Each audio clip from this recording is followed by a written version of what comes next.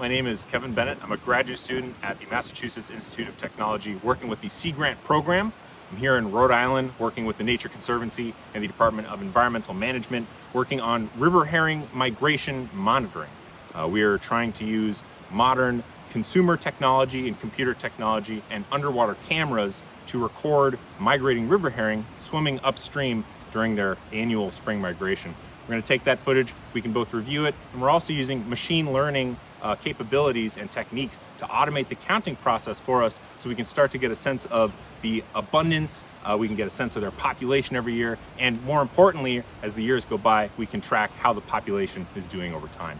So thanks to the Nature Conservancy and Rhode Island DEM, we're moving forward with some new techniques with the counting technologies, and that includes a box that you might see at these fish ladders, where in the past we have been using underwater cameras for a couple years. We're trying to improve the quality of the footage to make it easier for both human counters and machine learning techniques to work faster and more efficiently. And that includes the boxes that you'll see at fish ladders, where the goal is to separate the camera from the fish and also guide the fish to keeping them moving in a somewhat orderly fashion at a fixed distance away from the camera to create the best possible footage, not just for counting, but also just for viewing.